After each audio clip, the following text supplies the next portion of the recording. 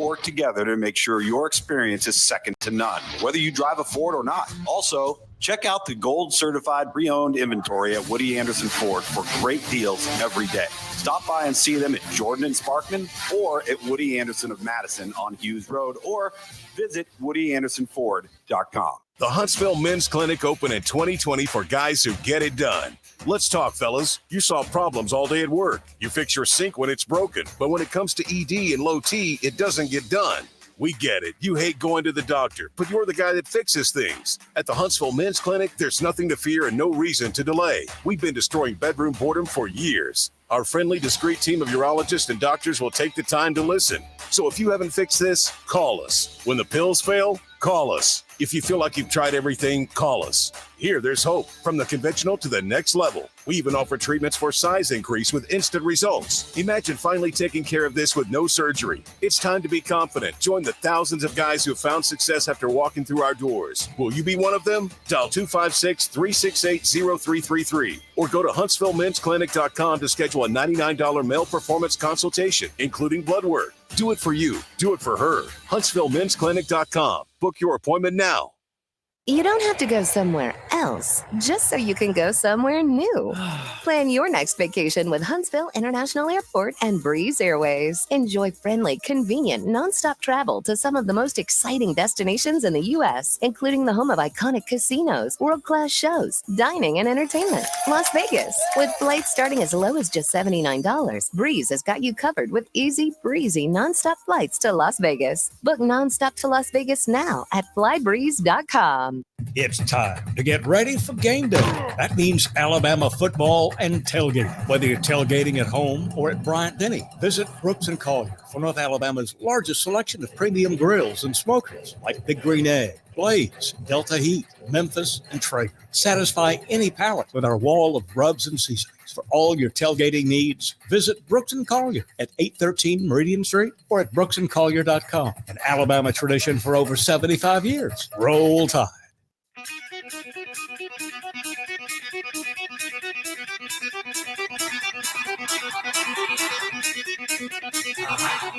Welcome to Talkin' Ball with Scott Tyson and Drew DeArmond. Call into the Neighbors Wealth Management Hotline now, 256-576-4977. That's 256-576-4977. Now, here's Scott and Drew.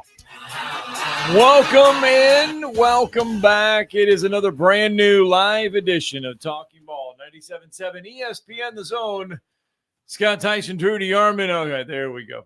Welcome back in. 256-576-4977. Safe travels into work, into school, wherever you may be headed on a Thursday. Today's the day. Today is the day SEC football returns.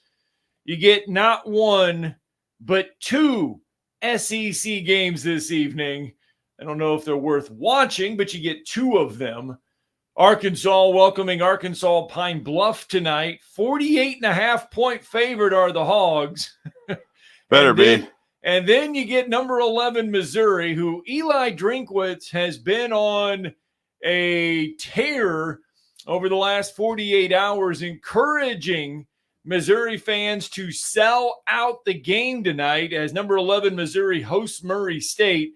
Missouri a 47-point favorite over Murray State tonight. But tonight you get SEC football for the very first time in 2024.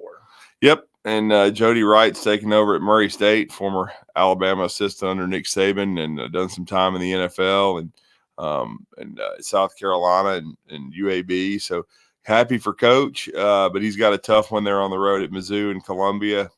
From what I heard, I think they're optimistic that they're going to sell it out, or they already have. So I don't know yet. Last night or yesterday afternoon on whatever they call their coaches show, whatever, he was still encouraging fans to come on out. Well, somebody asked about the grass, and they have a little grassy knoll out there or something. Probably we saw one in Dallas, but they I imagine, and they have a lot of expectations. So I would think it would be a sellout and a lot of energy in the stadium. And as you said, Arkansas opening it up against Pine Bluff and with an in-state school, and you better be impressive. It'll be the first game for Bobby Petrino back as offensive coordinator, and it's a big year for Sam Pittman. I mean, they need to show some improvement, get to a bowl game, and just play better football than they did fundamentally last year. They weren't very good up front on either line of scrimmage, especially on the offensive line. But they were improved defensively, but still need to get a little bit better. But we'll see. Certainly, Arkansas, they don't have a lot of expectations going in. From Gage and Trey Biddy and others, everybody's thinking from 4 to 7 wins.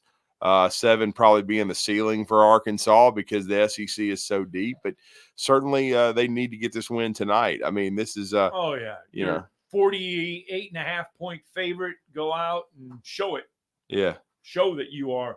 And then tomorrow night, the newest member of the SEC will kick off their season. Oklahoma will welcome Temple tomorrow night at 6 o'clock. The Sooners 42.5 point favorite in their season opener over the Owls. And that'll be tomorrow night. Yeah, Jackson Arnold, his first start, a lot of expectations with Dylan Gabriel going over to Oregon. Some people picking Oregon to win the national championship, even though they've never played a Big Ten game. Thought that was interesting, but we will see. Well, you know what? We've talked a lot this week about quarterbacks coming in and making an impact in year 2. Yeah. This is year 1 for Dylan Gabriel in that. Well, he's been to 6,542 colleges, so whatever about the year 1 crap. I know, but it's just year 1 in the program for Oregon. Right. It's at least 3. I've lost count. Whatever. Yeah. Bo was there too. Yeah, so. But it wasn't until Bo's second year that he settled in. Bo had 2 good years. Had a Heisman-esque type of season. Yep. For Bo Nix. Now, you got college football. You also got high school football tonight. There's a handful of games kicking off around North Alabama tonight. North Sand Mountain will welcome Eider this evening. Rogers will welcome Lawrence County. Asbury will welcome Galesville. Hoax Bluff going to welcome Southside. Those are this evening high school football games. So the temperature going to be a little warm come 7 o'clock. So definitely the heat timeouts will be welcomed around high school football tonight. But we do have a slew of games getting you ready for tomorrow night, which will be another busy night of high school football all across North Alabama. Last week, we had several teams play jamborees, a handful of teams, I should say, than the rest ever kicked off the regular season. This week, everybody across the state of Alabama kicking off the regular season. No jamborees this Friday. The biggest game tonight in North Alabama and maybe in the state is a battle of number ones. No question about that. There won't be a soul in Pisgah. There won't be a soul in, let me take it back. It's at Pisgah. So everybody will be in Pisgah, or at least at this football stadium. But number 1, 2A Pisgah is hosting number 1 Fife. So that, and Fife is number 1 in 3A. So that will be huge. That game will be played tonight, and it will be off the wall. There will be nobody left in Fife. I'm pretty confident in that. But that stadium over in Pisgah will be packed, and it will be a tremendous football game. That will be a big one. Yep. As big a game as there is in the state, really. I mean, last year that was a region game. Yeah. And with because Fife's moving up to 3. Yep. Yeah. With Fife moving up. That's right. And this is non-region this year. And that's the reason they're both number 1s, because Pisgah has had 2 really good years under Luke Pruitt, the younger brother of Jeremy Pruitt. They're picked number 1 in the preseason in 2A, and Coach Paul Benefield. What is the old saying? Death, taxes, and the Fife Red Devils. So they are already 1-0 and played last week, and what really is a jamboree, but still, I believe. But they certainly are looking forward to playing tonight against a really good Pisgah football team on the road. All right, so there's your little high school and college news and notes as what is to be going on this evening. So get on out there and watch some high school football if you would like. I know everybody has probably gotten a chance to see it by now. If not, we'll let you hear it here. Nick Saban, the VR, the Verbo commercial is probably one of the greatest things that you will see this college football season. Well, we certainly didn't have him as a boss over in Dallas. No, this is too good of a commercial not to play. So just sit back and listen for like 1 minute. Oh, is there a pool? Check-in time is 3. It's 2:55. I know. Is this what he's doing now? Have a seat. As your host, I have some rules. First, no showers longer than 5 minutes. This isn't a spa. There's no streaming, only cable television. Any games for the kids? No games, no fun. The kids aren't even allowed in the house. That's the rule.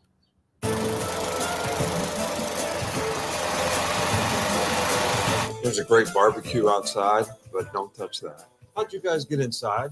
2 flush maximum per bathroom visit. Yes, Coach.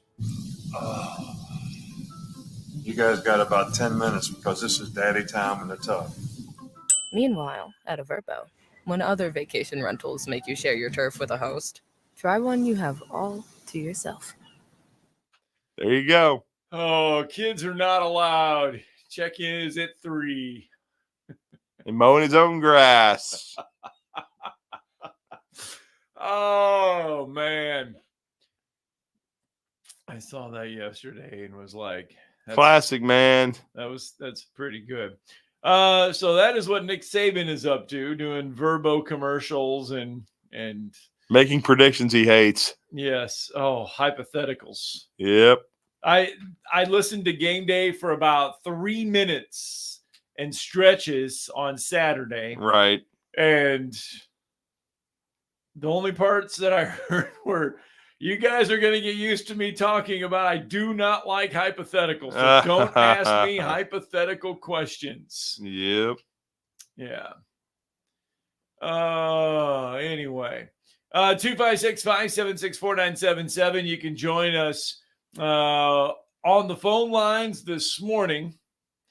So there you go. From one coach to the other. Yesterday was Kalen DeBoer's, or the Hey Coach show, and the Kalen DeBoer show. And as you might expect, Pee Wee was up first with the question. But he said he was in the house, though. He wasn't on the phone. Yeah. But he did ask about the offensive line. And I know a lot of people like to know about the offensive line.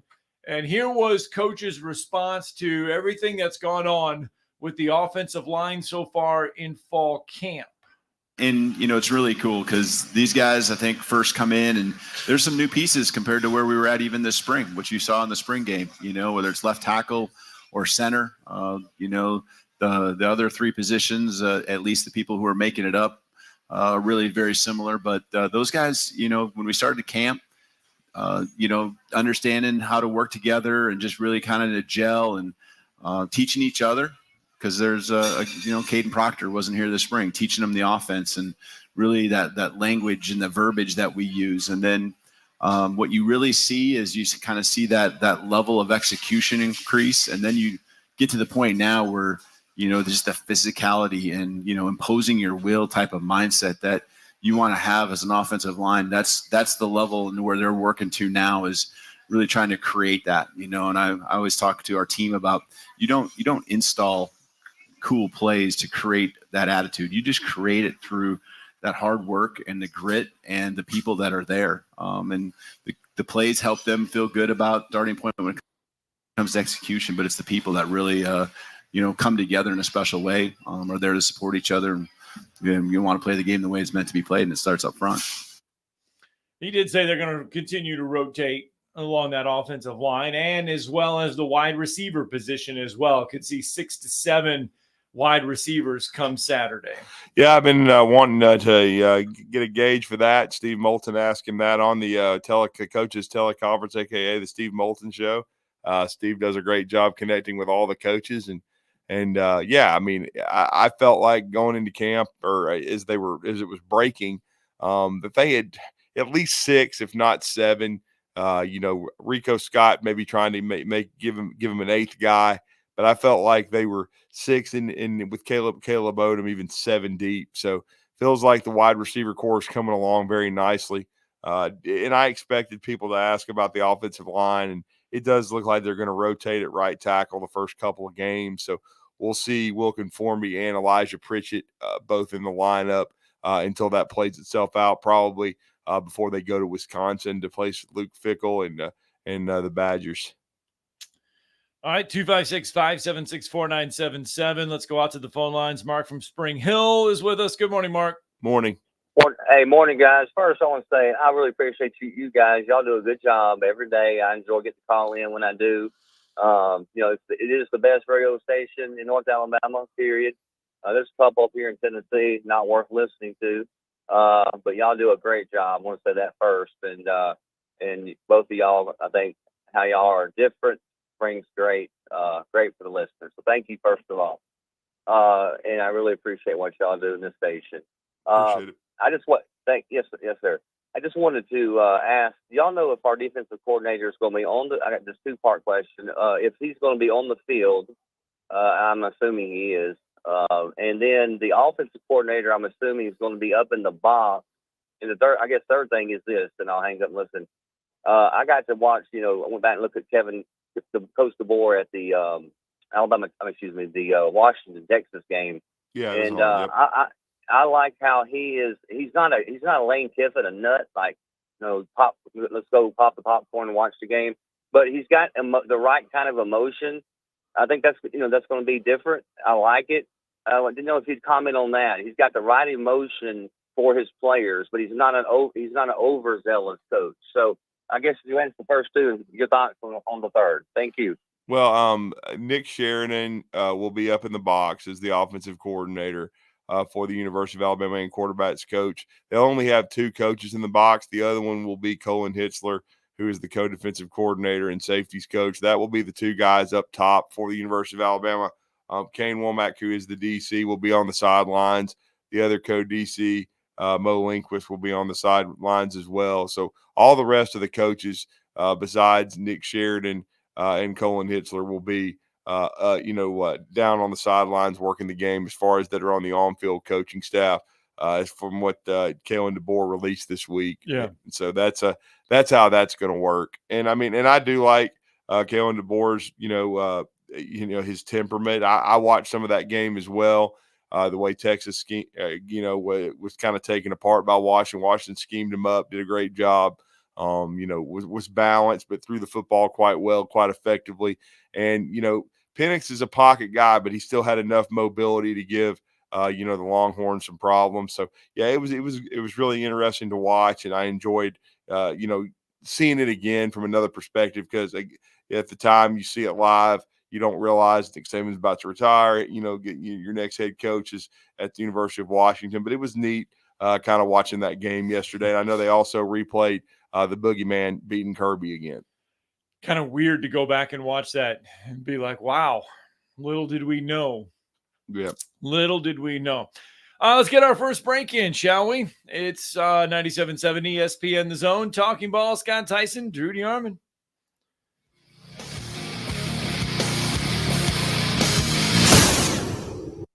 You're listening to Talkin' Ball on 97.7 ESPN The Zone.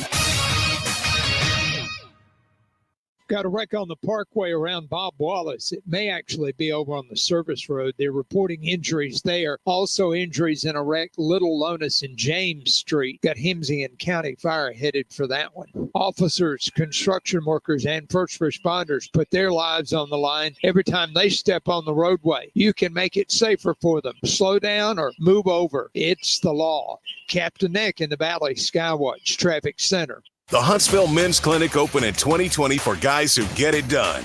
Let's talk, fellas. You solve problems all day at work. You fix your sink when it's broken. But when it comes to ED and low T, it doesn't get done.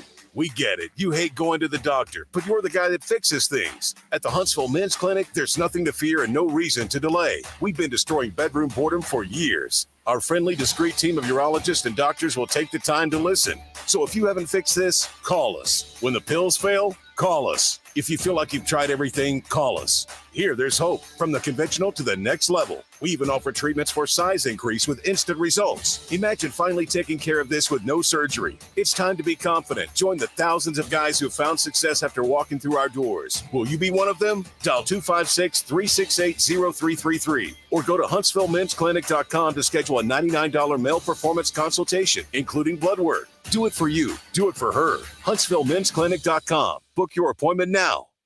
Looking for your next game day party destination? Well, think outside the box and kick back at Flosa Premier. And you may be thinking, isn't that the trampoline place? Of course it is. But it's also the one-stop spot for all things fun. And if kicking back with the boys to watch the game is your jam, then you're in the right spot. Jump or not, Flo tends to all ages, meaning while you sit back and watch the game, but little Jimmy's having the time of his life perfecting that front flip he most definitely wants to show you. You got this, Jimmy. So next time you think Flo, think fun for everyone. If hunting and outdoor recreation are your passions, it all starts with the right property. That's where I come in. I am Bo Butler with Southland Realty and Auction, a hunting and recreational land specialist and a Jackson County native who sees land through a hunter's eyes.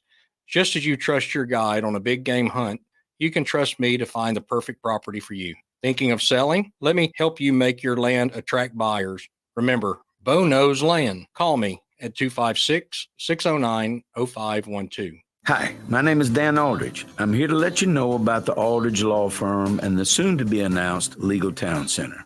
I've been practicing law in Alabama since 1984, and I also practice in Tennessee. And I'm from North Alabama, and I'm here to represent you and take care of your legal needs. For many of us, hiring an attorney is not high on the priority list, and maybe a little scary. But it's something that we all need at some point. So by all means, do your homework. And if you need representation for car accident, wrongful death, medical malpractice, nursing home abuse, or estate planning, or any other matter, just give us a call at 256-534-3188. And you can email me at Dan, that is Dan at danaldridgelaw.com. Dan at danaldridgelaw.com. God bless America. No representation is made that the quality of legal services to be performed is greater than the quality of legal services performed by other lawyers. I want to thank you. Thank you for making us your number one choice for sports talk in North Alabama. Thank you. Thanks. Thank you very much. 97.7 ESPN, The Zone.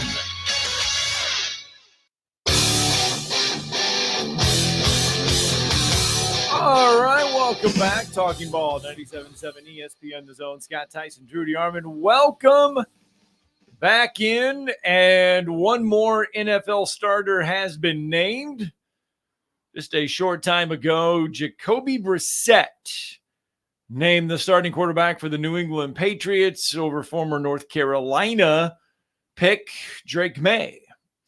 So the Patriots going with Jacoby Brissett as their starting quarterback in the NFL. That was one of the jobs that was open. I think it's probably a good thing to be patient with some of them. I mean, Drake May had some issues in college. He was hot and cold, and he's talented. But the New England Patriots aren't going to the Super Bowl this year. There's no chance in hell. This is not Bill Belichick. This is Gerard Mayo taking over for him. And so in this case, where this organization is, I don't think it's a bad thing to take your time. And maybe it's midseason before we see Drake May as the starting quarterback of the New England Patriots, but it'll probably be at some point this year, but probably not a bad move for New England to kind of take their time. So we know rookie-wise, Caleb Williams, Jaden Daniels, Bo Nix, they are the ones getting the starts as rookies. So we'll have to keep an eye on how they fare. Of course, Bo Nix getting the start for Denver, Jaden Daniels getting the start for Washington, and Caleb Williams getting the start for the Chicago Bears. 256-576-4977. This is kind of funny. I saw this, and Brett McMurphy helped put all of this together. They looked at, since 2014, from the beginning of the college football playoff era, they took all the teams that appeared in the preseason AP ranking to the final ranking and ranked the college football teams that were the most overrated and the most underrated during the college football playoff era, from the preseason polls to the final polls. And the most overrated college football team based on preseason rankings belonged to the Auburn Tigers, followed by the USC Trojans and the Wisconsin Badgers. Number 4 on the list was Texas A&M. Number 5 was LSU. And number 6 was Texas. The most underrated teams during that stretch was Northwestern, Cincinnati, TCU, Missouri, and Kentucky. Those were the 5 most underrated teams based on preseason rankings and finishing where you finish in the AP in the final rankings of the AP polls. So much to your chagrin that the preseason polls mean nothing. They never do, That man. is exactly, because Kentucky is usually does not appear in the preseason rankings. They end up usually by the end of the season appearing in the top 25. Same way with Missouri and Cincinnati and TCU to that extent. Yeah, but TCU sucked last year after going to the national championship game. So they took a step back. It'll be interesting to see if they step up. Now they were not ranked in the preseason the year before, and then went all the way to the national championship game. So you never know in this, and we'll see if Georgia Tech, are they that kind of team that TCU was. I mean, it's possible because they're playing in a league that'll allow them, in my opinion, to contend for the conference championship. Now their schedule's not easy by any stretch, but especially because they got to play Georgia out of conference. I mean, you know, they've got a very difficult out of league schedule, but the ACC overall, we'll see how strong it really is in the opening weekend, because and I call this the true opening weekend because we only had one game last week, but you've got Clemson having to play Georgia. We're going to talk to Brooks Austin about that at the top of the second hour. And then, you have, North Miami. Carolina travels to Minnesota tonight.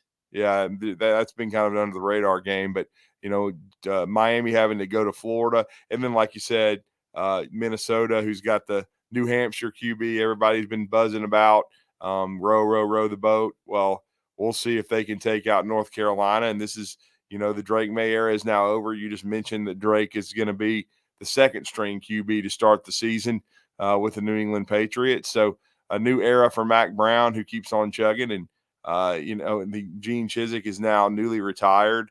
He's not the DC anymore. So we'll see if North Carolina, how they do on that side of the football. And, if Minnesota for the Big Ten can get a big win over the ACC, that'll be even worse for the ACC if North Carolina is 0-1 as well. I mean, if you come out of this weekend, if you don't get any wins in these intersectional games, your league is going to be in a tough spot. All right, 7:25 on a Thursday morning, 256-576-4977. That's how you can be a part of the program on a Thursday morning. Yeah, we mentioned the SEC games. There are some other games. 24th-ranked NC State will host Western Carolina tonight. Wake Forest will host North Carolina A&T. And as we mentioned on Fox tonight, 7 o'clock, Minnesota will welcome North Carolina. Minnesota is a 2-point underdog at home to North Carolina in that ball game.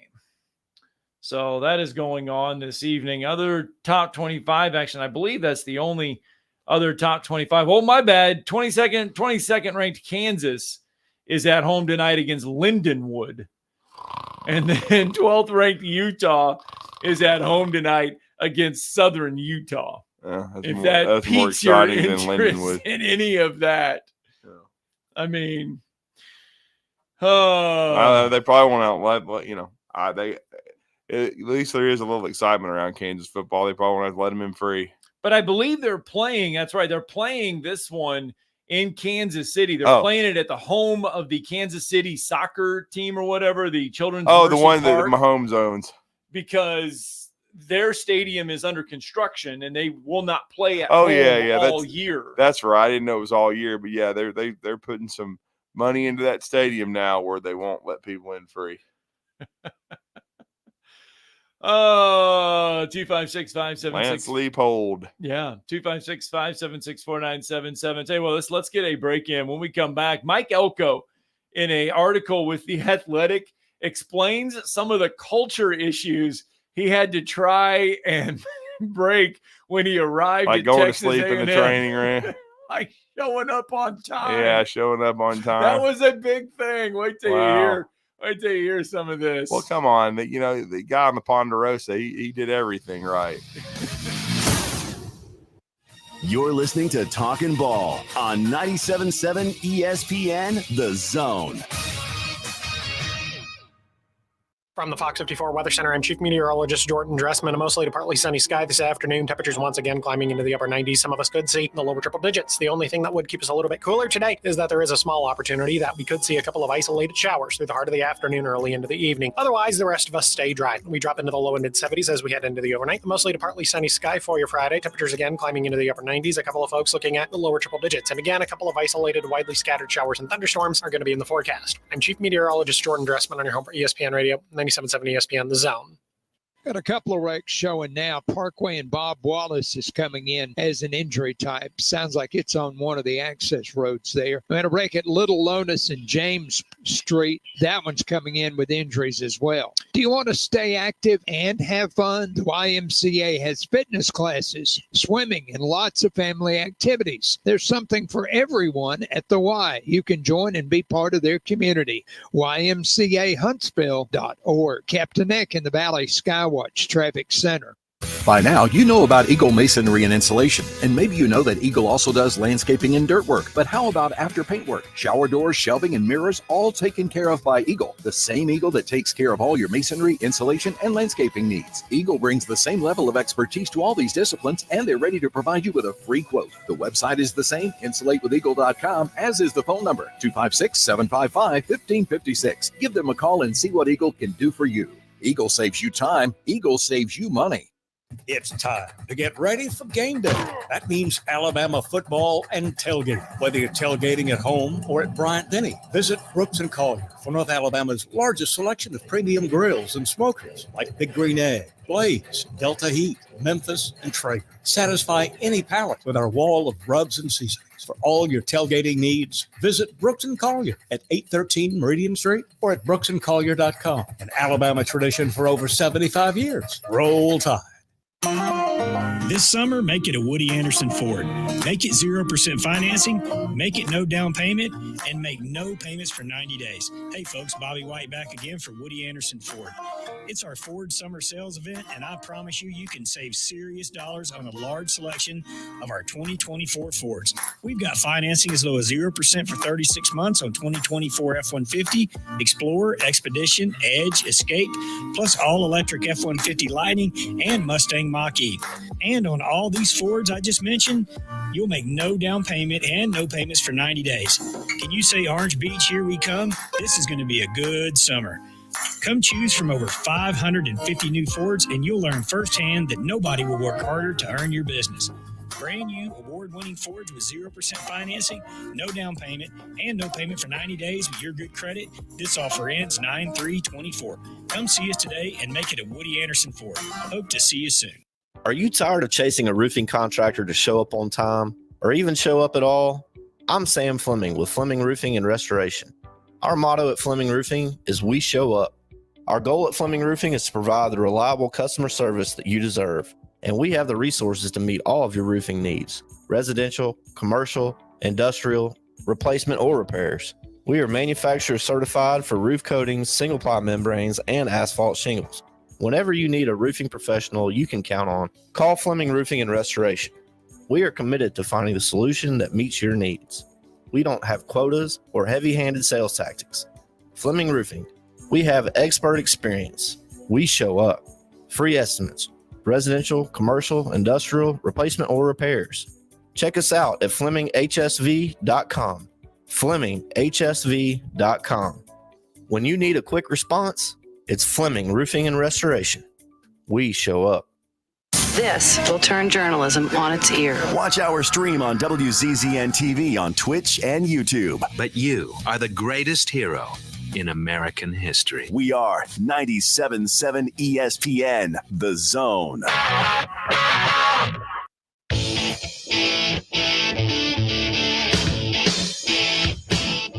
Welcome back. Talking Ball 97.7 ESPN, The Zone. Scott Tyson, Drew DeArmond. Welcome back in and running down. There is a slew, and I mentioned the SEC games that we had going on and a few of the ACC games. Cannot forget the in-state foes that are playing tonight as well. Jack State hosting Coastal Carolina. Interesting opener. Jack State, a 3-point favorite in that one. And UAB is hosting Alcorn State tonight. The Blazers, a 26-point favorite over the Alcorn State Braves out of the SWAC conference. So that's the in-state schools. And then, of course, 7 o'clock on ESPN tonight, Colorado and North Dakota State. The Buffs, a 9.5-point favorite at home as they begin the Deion Sanders Year 2 edition. Yeah, the Year 2 edition of keeping receipts. We'll see if they were fake. And our good friend John Summerall in action tonight. He'll make his Tulane debut as head coach as the Green Wave take on Southeast Louisiana. Tulane, a 27-point favorite at home tonight in their season opener. So, hopefully a good one for John. Yeah. He's on his new trek as the Tulane head coach. And a lot of people are picking Memphis to crash the party and make the newly expanded playoff. Hopefully it's the Tulane Green Wave. I'd like to see that. That'd be neat. So I mentioned the Mike Elko story, right? And it's in The Athletic. It's kind of interesting about how he had to change the culture. He had to change the mindset there around Texas A&M football. And he in the article, he says he got an introductory to how loose things were going around the program when he had his first team meeting. Oh, that would have been great. I wish I could have seen a video of that. Half of them were probably asleep or stoned. 20% of the team showed up late for the first team meeting. That would have been at least my guess. 20% showed up late. He says it was very loose in terms of people getting there on time, estimating that 20% of the team was late. In 2 years. And then he went on to say that those that showed up late to the first Texas A&M meeting weren't allowed in. Oh, well, there you go. At least he locked them out. He locked them out. He said by the next team meeting, players got the message, and he said that the percentage of late arrivers was 0. Well, I mean, then you just with all this NIL stuff, you just start finding them. You know. Yep. You're not there. Don't let them in the meeting, and find them at check where they're not getting their money. So there you go. He said that for the team picture, yeah, it was not uncommon for players just to kind of show up when they got there on their whenever, and for the team picture to run at least he said it wasn't unusual for the event to run way behind schedule. Shocker. This year that they did the team picture and they were in and out within 10 minutes of the team picture. He says, but the kids that show up late for the team picture, he says, is basically saying his time is more important than the other 119 people who are sitting there waiting for the team picture to happen. Yeah. Oh, man.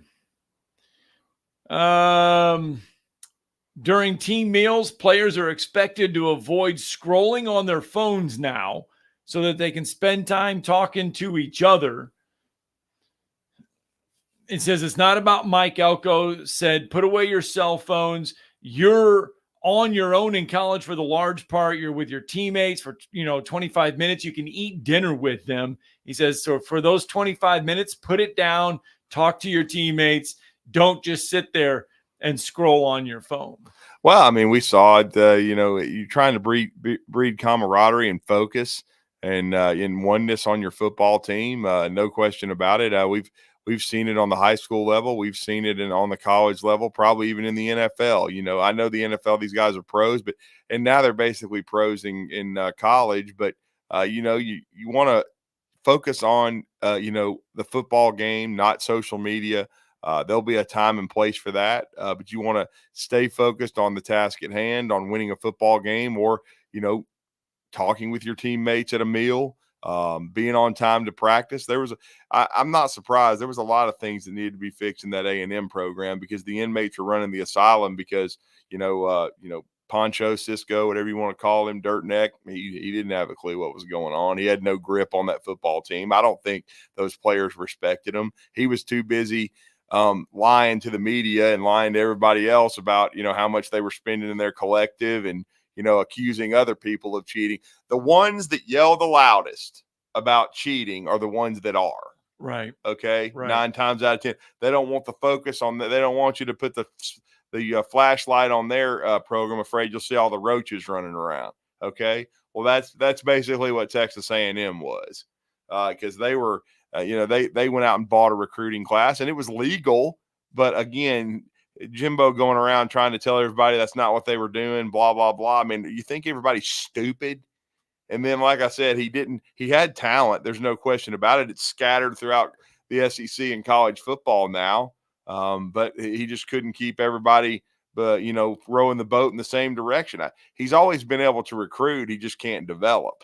I mean, he's the most overrated developer. He's the most overrated coach really in college football history. He's really done nothing. I mean, if Auburn don't take the foot off the gas, he never wins the national championship at Florida State. Of course, Auburn, they had 2 miracle games, the Georgia and then Alabama game to get there, but still they were up 20-3. They should have won the game. There's no way that Dirt Neck should have even won that national championship. That's why I've said, he ought to give half his salary and his buyout to Gus Malzahn, because that basically attracted Texas A&M to waste, $96 million in hiring the clown.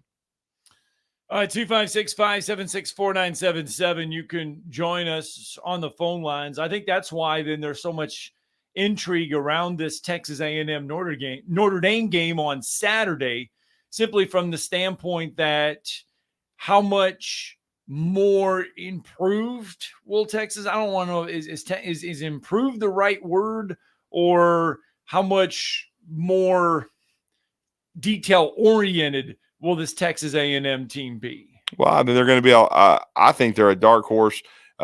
Jake Crane came on the show Monday and picked them to go 10-2. If that happens, then obviously I think Jake believes they're going to be in the college football playoff. But it's going to depend on the quarterback position and how healthy that they can stay there. No doubt about it. It really hurt them to get Reuben Owens hurt. And we're going to talk to Andrew Hattersley about that in the second hour, pardon me. And kind of get that gist. Now they've got to beat Notre Dame. I mean, if they don't beat Notre Dame and lose the first game, now it doesn't hurt them in the league, in the SEC. They'll still certainly have a clean slate there. But if they're going to be a college football playoff team, you got to take care of 1988 and knock their ass out early. Here is Mike Elko on his week 1 game with Notre Dame. Notre Dame and just kind of talking about them and their team. Obviously, a lot of respect for Marcus Freeman. Him and I have known each other for a long time, going back to our days in the MAC when he was at Kent State and I was at Bowling Green, and we would cross paths in recruiting. And so defensive guys tend to follow each other in this profession. And so, certainly have watched him and watched his defense over the years, and he's a tremendous head coach.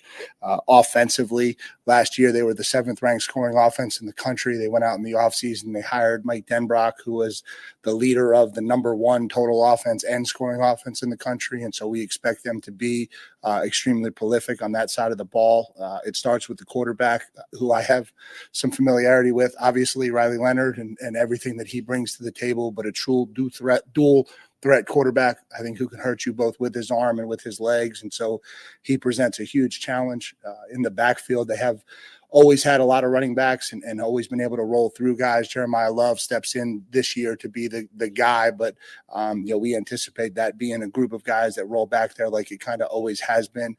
Similar to us, they've kind of revamped the wide receiver room a little bit with some guys that have really stepped up in their program with some additions of transfers. And so I think one of the unique things as you're watching film on openers, you're watching film from about 8 different colleges as you get ready for this offense. You got Duke film on there, you got FIU film on there, you got Clemson film on there, you got Notre Dame film, you got LSU film. It's one of the unique things about going through these openers. And then at tight end, Mitchell Evans is a kid that I have a lot of respect for. He really had a huge game in Durham last year against us at Duke, and really a dual threat kid, can hurt you in the run game, but can really get open and separate in the pass game. And, their offensive line has been kind of the blood of their program forever, the lifeline of their program forever. And so we certainly expect them to come out and be really competitive on that area of the field as well.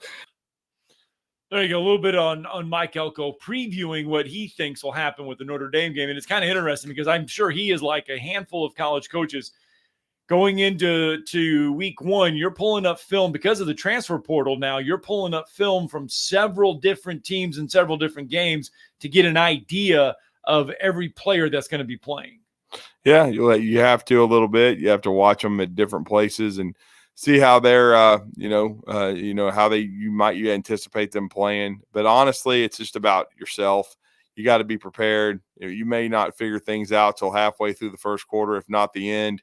If you've got a good enough football team, if you're on time to meetings, if you're not worried about a cell phone, if you're focused on what you're supposed to be doing and you're talented and you do things the right way, then you got a chance to win games. If you hire the Ponderosa, then you suck. But of course, now they got rid of him, so they got Mike Elko in there, who I think is trying to reset the culture.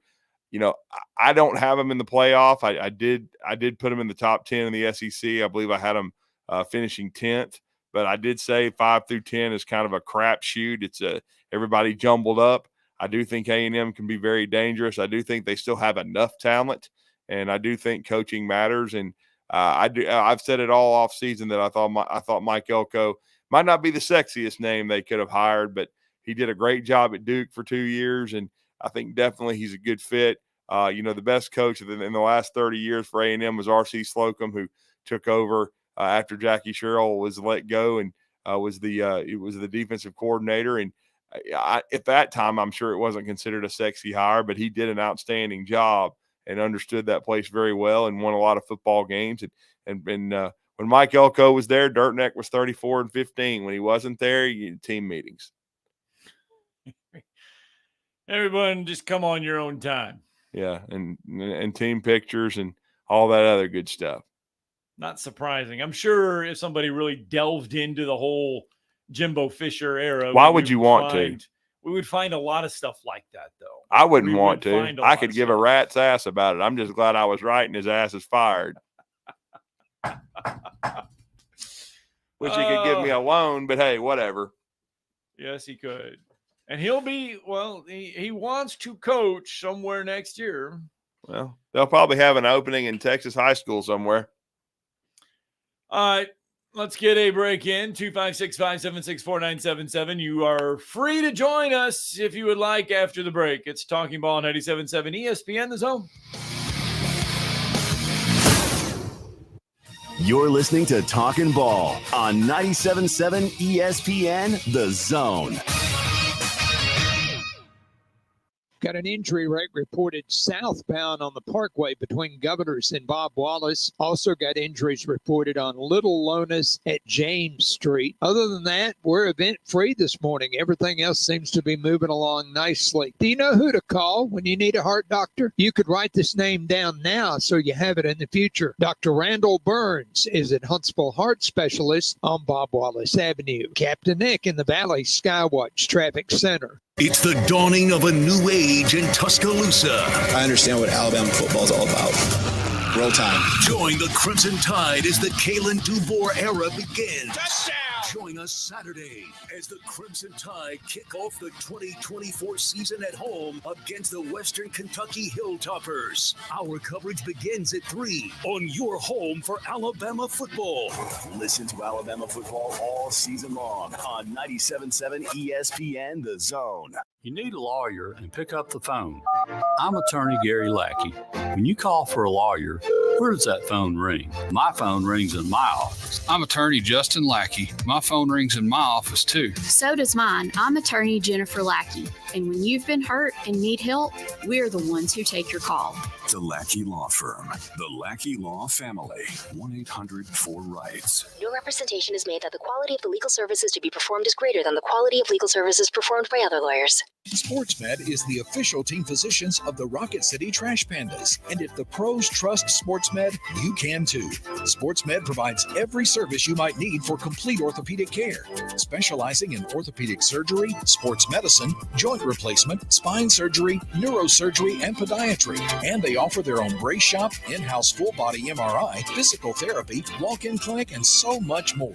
4 locations and on the web at sportsmedalabama.com. You've got to experience Toyotathon at Bill Penny Toyota. They've got the selection with over 700 new Toyotas to choose from. And they've got the extras with Bill Penny perks and a 10-year unlimited warranty. So get on over to Bill Penny Toyota today and experience Toyotathon. Bill Penny Toyota in Huntsville and online at BillPennyToyota.com. Bill Penny's Toyota 10-year unlimited warranty is valid through the 10th year of ownership. Valid on new vehicles only. See dealer for details. At Mr. Sparky, we're America's on-time electrician. Flickering lights and hot switches can be annoying, but they can also signal a major problem, or worse, an electrical emergency.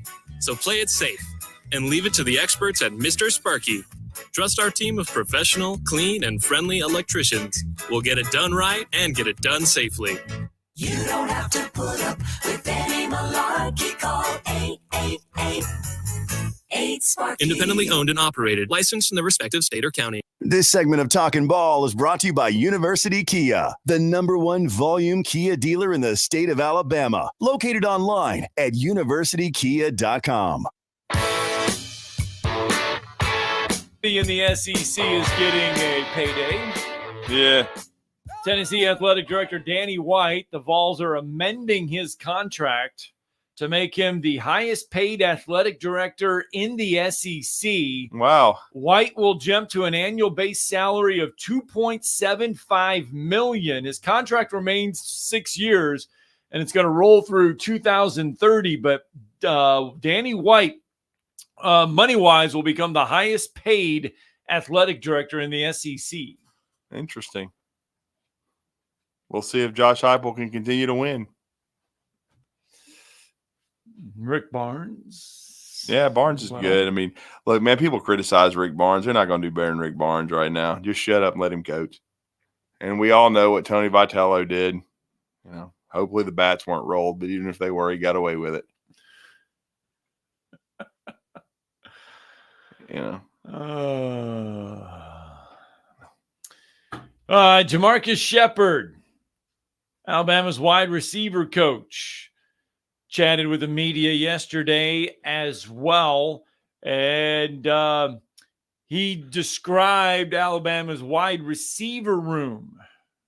Probably inexperienced. I mean, that's the best thing I can tell you.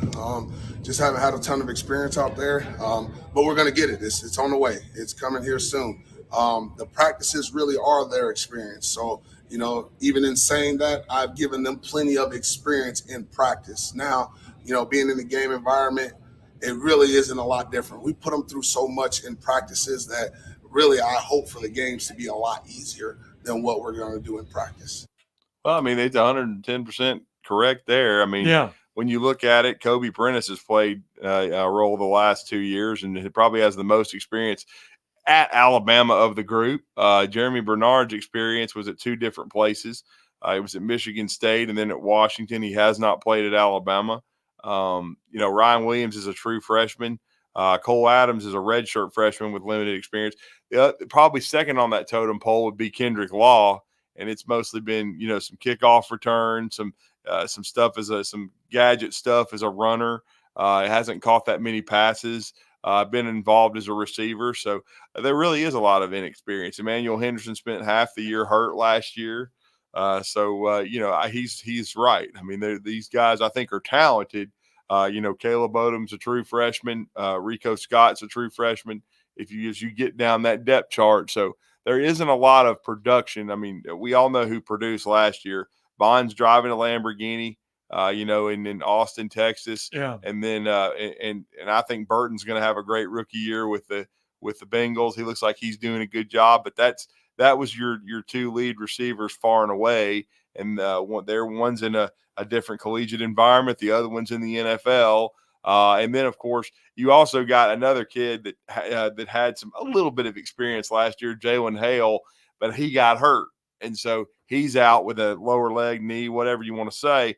And so he's out probably for the season. We'll see if he gets back late. But like we've said before, I mean, it's just one of those things where it's a talented group, but it's an inexperienced group. And, Auburn's kind of in the same boat. They're very talented. Some of them are portal transfers. Some of them are true freshmen. 7 of the 9 are new. And the 2 that are, the Caleb Burtons and and certainly Camden Browns, they didn't do a whole lot. Right. So it's kind of funny how both the wide receiver corps, I think, for Alabama and Auburn have got a huge talent infusion, but they've got to go out there and prove it. Ryan Williams will play on Saturday. He's going to start. He'll get some good touches. What should be the expectations for him in game 1, though? I mean, my expectations are the player of the game, 7 catches, 100 yards, and a touchdown. I'm not backing off. Right. I'm not like some people that waffle. I'm going to sit there, and he's going to start. He's going to be heavily involved from the jump, and he's going to make plays. And that's my opinion. That ready from week 1. Yep. Okay. I think he's been that's fine. making plays in every scrimmage and every practice. And certainly I expect him to be on the field early and often for Alabama. I was just wondering because, lots of times freshman wide receivers, they do come out and they make an impact, but they do have to adjust a little bit. But I didn't know what the adjustment period would be for a guy like Ryan Williams. Well, I think he's already adjusted really, really well. I mean, I think he's a really good fit for this offense. And Cam Coleman, same way for Auburn. We saw Cam Coleman making plays all over A-Day. He was player of the game. Then he went to the prom. So I think Cam Coleman's going to make plays from the jump. I mean, Auburn kind of, they in the scrimmages, they didn't want to show a whole lot. They kind of eased his workload. But I think, once they take the field against Alabama A&M on Saturday, you'll see him quite a bit. And he and Peyton Thorne need to get on the same page and need to have that chemistry, just like Jalen Milroe and Ryan Williams would. I think both those young men who arguably were in the top 3 or 4 receivers in America out of the state of Alabama. Of course, Ryan Williams at Sarah Land in 6A and then 7A state champion Cam Coleman. They're both going to make, I think, be heavily involved from the opening kickoff. All right, 256-576-4977. That's how you can be a part of the show on this Thursday morning. 256-576-4977. If you would like to be a part of the program this morning. Coming up, don't forget, tomorrow we will have a lot of high school football for you. Make sure you have the app downloaded. I apologize for it not working this morning. Yeah, we got a few messages, but we are just switching over here. We haven't switching streams. Last night, by the time I was going to sleep, they had already told me I got a message via Comcast that they were taking down the internet and the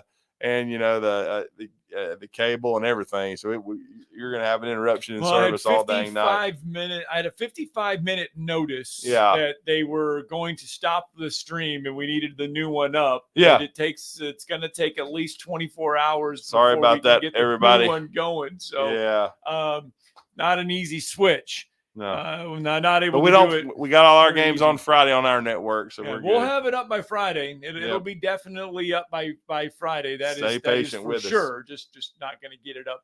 Hopefully, I'm patiently waiting. Hopefully, in the next few hours, hopefully a couple hours, we'll have the new one going again on the website. So there you go. So we're working on it. Just going to take a little bit of time to get it there. So 256-576-4977. Again, if you want to join us on the program, you mentioned we mentioned Auburn in the offense.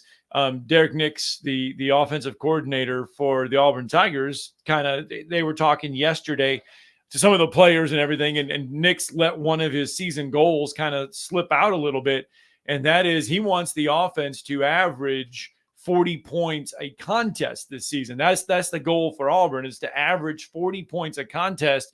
But if they do that, that'll be something that no Auburn team has done since at least they have not averaged more than 30 points a contest since 2019. Yeah, that would be quite an accomplishment for this group in the second year under Hugh Freeze. There's no doubt about it.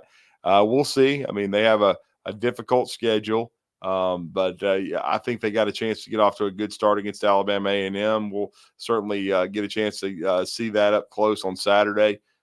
Peyton Thorne, we'll see his progress and see how he's doing, what kind of job he's doing with these new receivers. I mean, he's got Rivaldo Fairweather back. How involved will that guy be? How will the offensive line look? There've been some juggling on the left-hand side. How they, I think it's going to be big to have Jarquez Hunter there the whole season. He had some issues at the start of last season and, really never could get going and have the kind of year people anticipated, because I know that he was a guy that they were all looking toward. And I remember Hugh Freeze's comments about him during the spring of his first year going into year one. And he said that he was as talented as any runner he'd had. So they've got him. They've got Kamari Alston. He's another guy that can play. Yep. And so, great news this week from, Godspeed to Brian Battie, who got out of the hospital and is, got a long road, but certainly, just thankful that young man is trying to recover from his off-season tragedy. Well, Hugh Freeze was late to the teleconference yesterday because he was traveling back from Florida. Yeah, that's right. To visit with Brian Battie and his family. Yeah. So he was down there in Florida visiting with his family. Let's get a break in. When we come back, Brooks Austin will join us. Georgia has a monster one Saturday. They're going to take on Clemson inside the Mercedes-Benz Stadium. We'll get some intel on that one coming up next.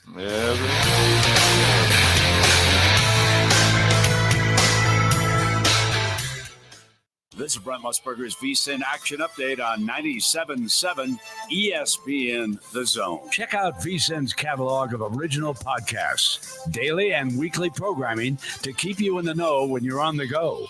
Only at VSIN.com. Now, here are the latest lines from my guys in the desert. College football tonight. It's a busy slate of action. 4 top 25 teams in action. Number 11, Missouri, favored by 47 against Murray State. Number 12, Utah by 38.5 against Southern Utah. Number 22, Kentucky by 45 against Lindenwood. Number 24, NC State, 32.5-point favorites at home against Western Carolina. Saturday, number 1, Georgia by 13.5 against number 14, Clemson. Number 2, Ohio State by 48.5 against Akron. Number 3, Oregon's a 43.5-point favorite against Idaho. Number 4, Texas by 32 against Colorado State. Number 5, Alabama, 31.5-point favorites against Western Kentucky. That's the VSiN Action Update on 97.7 ESPN The Zone. I'm Chuck Sanders. WCZN, Union Grove, Huntsville, Alabama. 97.7 ESPN The Zone. SportsMed is the official team physicians of the Rocket City Trash Pandas. And if the pros trust SportsMed, you can too. SportsMed provides every service you might need for complete orthopedic care, specializing in orthopedic surgery, sports medicine, joint replacement, spine surgery, neurosurgery, and podiatry. And they offer their own brace shop, in-house full-body MRI, physical therapy, walk-in clinic, and so much more. 4 locations and on the web at sportsmedalabama.com. This hour brought to you by SportsMed Orthopedic and Spine Center. Online at sportsmedalabama.com.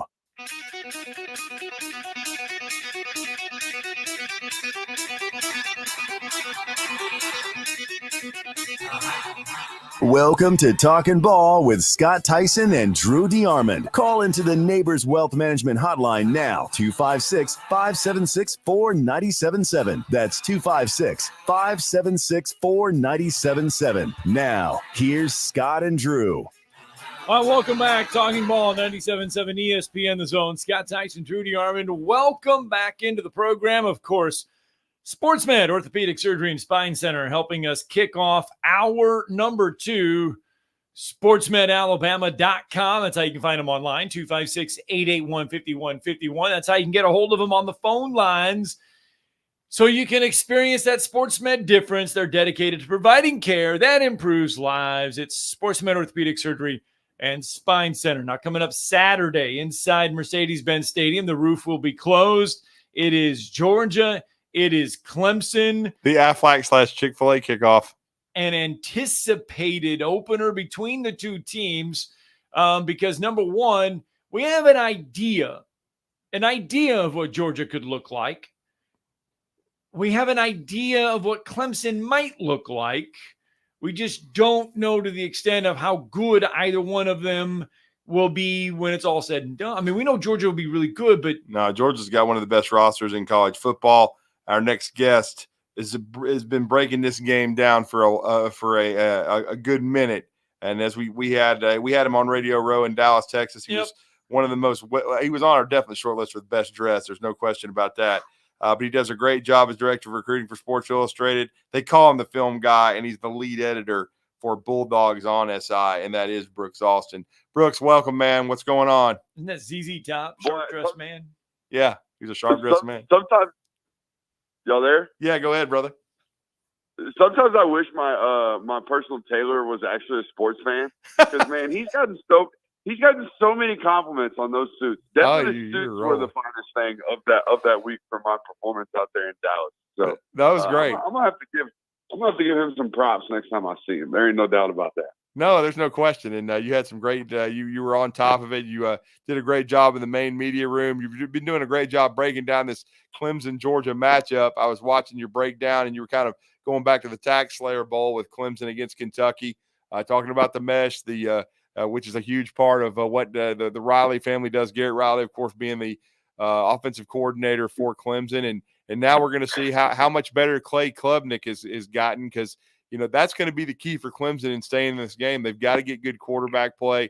And as you've also pointed out, not the deepest running back room now with Will Shipley in the NFL. Yeah, I mean, they took a big hit with Will. I think a lot of their offensive identity from last year kind of departs with him headed off to the NFL.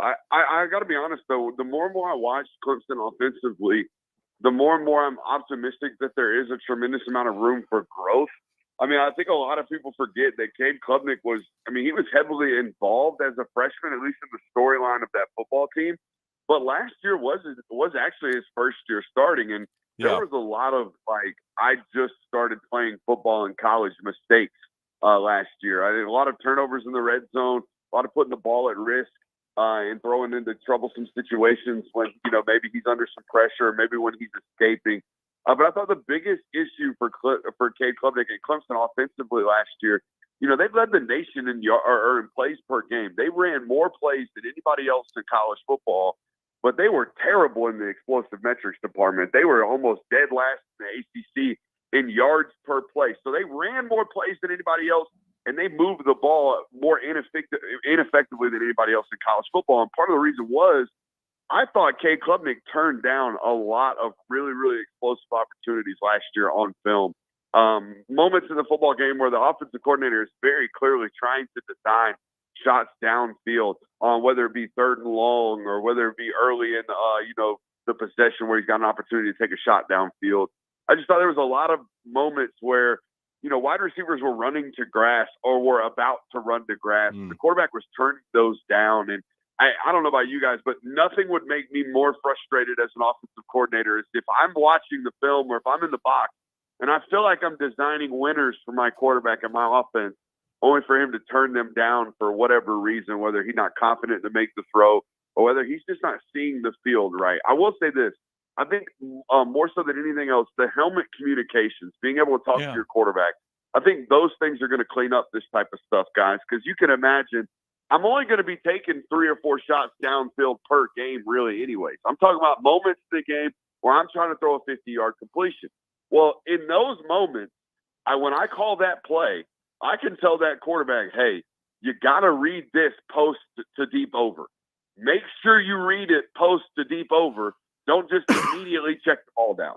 And I think that might be an opportunity for Clemson's growth this season. So does Georgia put a lot on Brooks or Carson Beck to win a lot of games this year? I think teams are going to have to do that to him. I think teams are going to do a lot of what Clemson's done this year, or what I believe Clemson to do Saturday, which is kind of load the box and play a lot of man coverage. I think, when you've got a quarterback that's really, really decisive, right? He makes good decisions. He reads the field cleanly. He's got real comfortability in the system. The only way to really, cause problems for that guy, especially if his best trait isn't athleticism, is maybe to get after him a little bit and speed his process up. Because I very much so feel like Carson is akin to, I'm not saying he's Tom Brady. Don't do this. Right. You couldn't just sit in soft shell zone against Tom Brady. He would absolutely shred you for 4 quarters. I don't think you're going to be allowed to play soft shell zone coverage against Georgia this year in Carson Beck. I think you're going to have to risk it and send pressure and apply pressure and hope that you can beat everybody else in there one-on-one, because you're not going to beat the quarterback in a mind game of where's the disguised coverage. He's just too smart for that. I think Clemson's got the right game plan. Whether or not they got the right football players to execute for 4 quarters without giving up massive amounts of explosives, I don't know. Well, and I've got to ask you about a guy on Clemson's defense, though, that I know you've studied, and we were all frustrated here in the state of Alabama that he left and went there. But as you've watched Peter Woods, what kind of issues can he give Georgia's O-line, and how good a player is he after you've studied him on tape? Man, as a defensive tackle, I thought he had some of the best freshman tape I've really ever watched. I mean, he almost, and I know this is a stretch and this is a big name to be thrown out for a young football player, but as a defensive tackle, he very, very much reminds me of Devin Brown. Just the ability to be that damn heavy and be that damn athletic and quick and explosive and things like that. But here's my concern. Devin Brown in college in that odd front and Kevin Steele's defense would stretch out to a 4-eye. Like, that's as far as he would go. He would play in B-gap. He'd hang out in between the guard and the tackle. But never, ever did he stretch outside of a 5 technique, right? He wasn't hanging out outside the tackle being like a defensive end. He was still allowed to play a defensive tackle role where he's, matched up against guards and centers and really handling that matchup and dominating that matchup. But that's where Peter Woods is best, when he's hanging out over the guard. Well, the problem with Clemson is they've got a plethora of the interior defensive linemen, right? They've got Peyton Page. They've got number 19. They've got a bunch of interior defensive tackles. Well, Xavier Thomas just left this roster for the first time in what seems to be 2 decades. So they need a defensive end on the roster. They don't really have one. Well, they're going to take Peter Woods, who is by birth a 6'2", 315-pound defensive tackle, and they're going to play him at defensive end. And I'll be honest with you, I don't necessarily love the decision to do that. I think he is a game wrecker and a game changer at defensive tackle as a true sophomore. I think he's a football player that's going to have to learn how to overcome some of his limitations as a defensive end. This isn't a guy that's 6'5", 265 pounds. Right. This is a fire hydrant more so than a really, really long individual that can, long arm stick and use his length to get home as a defensive end. I think we moved him further from the ball, right? We moved him further from outside on the edge, and we made it harder for him to get home and impact football plays. I'm curious to see what it ultimately looks like. I think Clemson sacrificed the immediate impact of Peter Woods for the long-term gain of their defense, and that's their prerogative, man. Trevor Etienne was the prize running back possession out of the transfer portal. And Kirby Smart was asked about this on Monday. Do Georgia fans get to see him actually play Saturday? I don't believe so. No. I think that was I think that story got a little bit of an update when his charges got dropped. I think that was the coaching staff's opportunity to maybe go in there into the athletic administration's department and say, hey, look, man, the charges were dropped. Can this guy play on Saturday? And it was like, no, he's not playing football on Saturday. So I don't expect Trevor Etienne to be playing on Saturday. But if I were Kirby Smart, that dude would be dressing and warming up. I would make everybody in that building think he's playing on Saturday. Mm-hmm. Wow. Smart. Well, is the last few minutes with Brooks Austin who does a great job for Sports Illustrated covering recruiting and especially the Georgia Bulldogs. How do you see this matchup overall? Because we already saw Florida State. They certainly haven't gelled. They struggled against Georgia Tech and Brent Key. How do you see this matchup, Georgia against Clemson? And now that last time we talked to you, there had been no fall camp. How has this team offensively and defensively evolved and developed so far in your mind? I think they've matured. Kirby Smart seems happy and pleased with the physicality during camp, and seemed relatively pleased with the outcomes of camp anyways. I mean, that's a guy that if he's not happy with performance, you're going to know pretty quickly. Right. During media availability. And he seems pleased with where his football team is. Doesn't seem concerned about any specific areas. As far as this football game goes, man, I think it's going to be a classic Georgia football game in this sense right here. I think the first quarter is going to be relatively stagnant offensively. I do think Clemson's going to give you some type of problems. Mm-hmm. But at some point, this game will be 10-7 Clemson in the first quarter. At some point, with about 10 minutes left in the second quarter, from that point until about 3 minutes left in the third quarter, I think Georgia absolutely opens up a can. I think there's going to be a moment in this football game where Georgia's up like 14, 17, 21 points in between the first and fourth quarter. First quarter and fourth quarter going to be relatively snoozy for Georgia. I think this game ends up somewhere around the range of like a 34-17. I just don't think Clemson has the ability to continuously score on the offensive side of the football, guys. They just don't have enough weapons in my mind. Wow. Yeah, and I tend to agree. I don't know how. I think it's going to be a dark weekend for the ACC because I don't like Miami's chances against Florida. I may be wrong there. I don't like Clemson's chances. Scott pointed out Minnesota hosting North Carolina, so that could be another one. Yep. The ACC's already got their backs against the wall. This is going to be a tough, first couple of weeks for that league. But I agree with you. I like Georgia in this game. I like them to win by double digits, no question about it. I just think they have the best roster. And I think, Carson Beck, a year under his belt, he's going to be even better, man. And I know they lost a lot of weapons, but, Kirby knows how to reload. Yeah, he absolutely does. You mentioned the ACC, man. I think there's a realistic chance here that Clemson gets kind of handled in this football game, maybe 14, 17 points, covers the spread. And then Clemson goes on and not wipes the floor, but kind of walks through the ACC and ends up in the college football playoff. Florida State offensively looks terrible. Georgia Tech's schedule is just brutal. A gauntlet. Georgia Tech sneakily might have one of the harder schedules in the college football. Florida State, I mentioned them. Georgia Tech's going to struggle. I don't know why everyone's on this NC State bandwagon. I don't understand why bringing in 20 new players suddenly makes you better.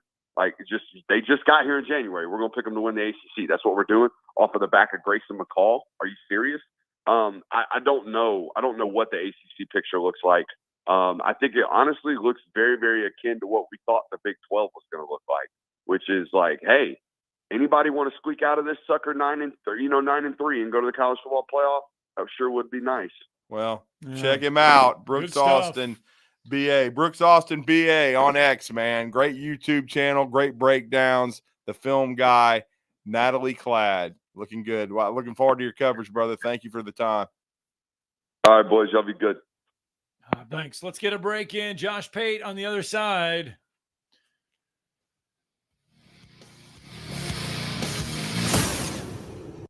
You're listening to Talkin' Ball on 97.7 ESPN, The Zone. Got a new report of a wreck 565 eastbound at County Line. I'm not seeing any slowdown there. Eastbound traffic appears to be moving okay. We got a wreck in Morgan County, Cave Springs and Skidmore. Got one in Scottsboro, 72 and Snodgrass Road. And had a couple of injury wrecks they're trying to get clear. Little Lonis and James Street and Parkway and Bob Wallace on the southbound side. The 8th annual Bernard Blues and Barbecue Fest is coming September 7th and 8th, next to Ave Maria Grotto at St. Bernard in Coleman. Arts and crafts, live music, great barbecue, a KC cook-off, and a $10,000 giveaway.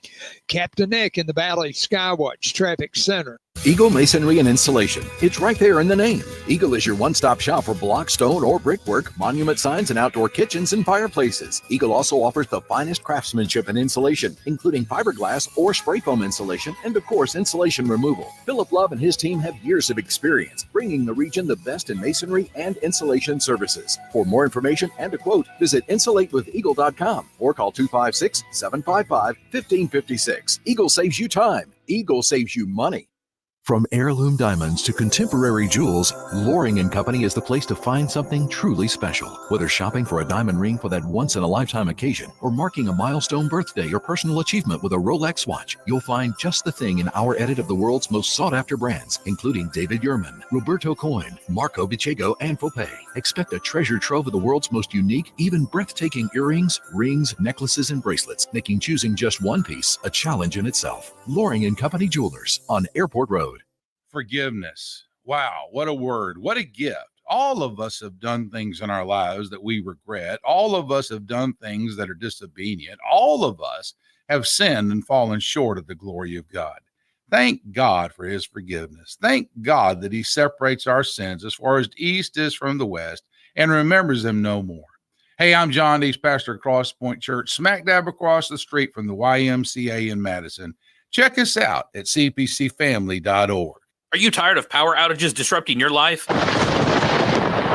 It's time for a Generac standby generator from Current Electrical. Storms may rage outside, but inside your family's powered up. So why choose Current Electrical for your generator needs? 1, we offer a wide range of models to suit every budgeted energy requirement. 2, our project managers handle every step of the process: power, gas, permitting, and inspections. 3, our certified technicians install your generator with precision, ensuring peace of mind. Don't wait for the next blackout. Call 256-880-1880 or visit us online at jetsuperstore.com. Welcome back. Talking Ball 97.7 ESPN Zone. I'm sure our next guest is eagerly anticipating the Colorado-North Dakota State game tonight. Well, he's anticipating all college football because it is Josh Pate, the newly rebranded Pate State Freights, and you can catch him on X, Josh Pate CFB, because it's the Josh Pate College Football Show now. Exclusively on CBS Sports and CBS Sports HQ. The newly rebranded Josh Pate, who's very excited to kick off this Pate State tour. He will be in Gainesville for the Miami and the Gators. Yeah, but I love the logo. I love the new direction.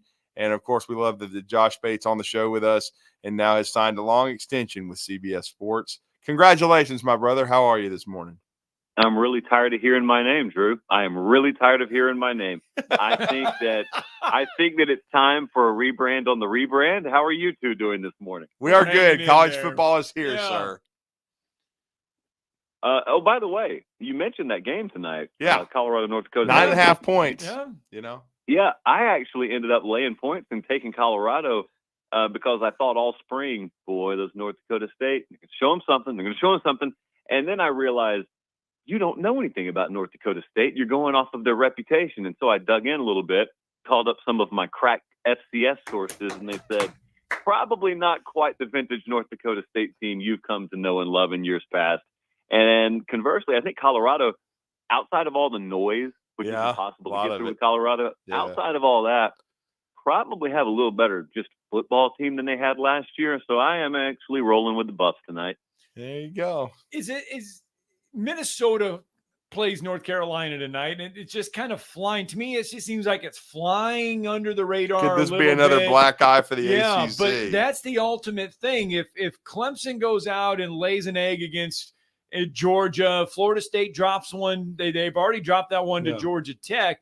If North Carolina slips up tonight, what should we think of the ACC after just a week and a game of football?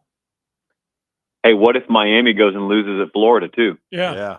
That it's got a chance to be either a redemption week of sorts or a flat out disaster week for the ACC. And you're not even mentioning games like Virginia Tech, Vanderbilt, but Tech's a 13.5 point favorite. Like, that's not totally out of the realm of possibility that one's a dogfight as well.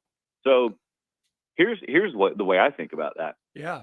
You know how we got the 12-team playoff and then everyone's projections started talking about how many spots they think conferences will get in and whatnot. Mm-hmm. And so it's just assumed the SEC will get multiple, and they will. It's assumed the Big Ten will get multiple, and they will. The working theory has been the Big 12 will be limited to one team. And I know why people think that, but we are a couple of years removed from the Big 12 having a couple of teams separate enough where the loser of their title game made the playoff and went to the national title. So I don't assume anything about that conference. Conversely, the ACC, you're thinking FSU, although they're a lock to be a contender. And then Miami, we think this year, maybe a contender. Clemson, they're always in the mix. Well, if your conference's profile takes this big a hit in week 0/week 1, you may have already hamstrung your conference's chance of getting more than one team in that playoff. And we can't even see Halloween around the corner yet. Like, we're not even close to being in the thick of a season. So, yeah, to answer your question, it could be disastrous for the ACC. Yeah, it really could. I mean, forgot about that Wake Forest Vandy game. Whew, let's go Vandy. Well, I mean, we'll see. I mean, Yeah. Vanderbilt and that would be a big win for Clark Lee, no question about it. Against and it's against Virginia Tech, Scott. Or Virginia Tech. Yeah, the Virginia against the Hokies, but we'll see. That would be a huge one for the SEC, even though we already know Vanderbilt, they're not making the college football playoff, but it would definitely decimate the ACC. There's no doubt about it. But you're headed to Gainesville. I think we're all looking forward to this game. Heard Chris Doering, who you know very well from the SEC Network, say, and we know he was a great player there, former walk-on, earned his way. He says the buzz in the city, this is maybe the most anticipated season opener that he's ever been around for the Gators. That's saying a lot, and it's a big game for Billy Napier to get off on the right foot. Well, everything he says is accurate. Now, there's a couple of truths. I don't think the fan base has sky-high expectations for the final record of the team this year. Right. But we've also I don't know how rarely we've seen Florida with just a straight-up home opener of this magnitude. So it's not only that, it's an in-state opponent, obviously. And there's this working sort of storyline theory around this game that the losing coach is immediately on the hot seat. That is not the way I gauge this. I know both those guys fairly well, know both of those programs and the dynamics fairly well. I think it's probably true about Napier. I don't really think, Mario could go lose that thing and go 11-1.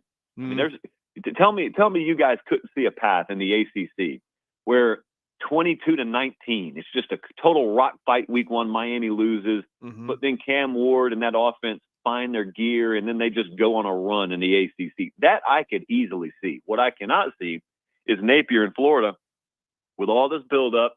They got the big time experience edge at quarterback, got home field advantage, which should mean a ton in this one. And they lose that. And then they've got the rest of that schedule coming up. There's no way I see them salvaging any kind of season that looks good for a head coach. So I think it's much more pressure on Billy Napier.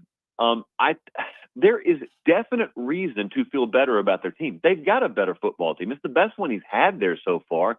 I don't know if, the naked eye will be able to tell based off of their final record, but that's where we get into the whole debate about nuance of how we grade a coach and how much is his strength of schedule taken into account? How much is what he inherited taken into account? Mike Elko is walking into an A&M situation right now that is custom built to win immediately. Napier did not walk into that. No one cares to listen to that. Right. And it sounds like you're carrying water for the guy anytime you say those sorts of things, but it is the reality of college football. And so we're talking to Josh Pate of CBS Sports, the Josh Pate College Football Show. And the times are the same. It's going to be Sunday, Tuesday, Thursday, 7 Central Time. They still have the daily podcast as well. But Josh, when we're talking about this game coming up, a lot of people had expectations. Mine were tempered for DJ Uiagalelei. And by the way, I don't think he was the reason that Florida State lost. I just don't think they played well enough as a complete football team.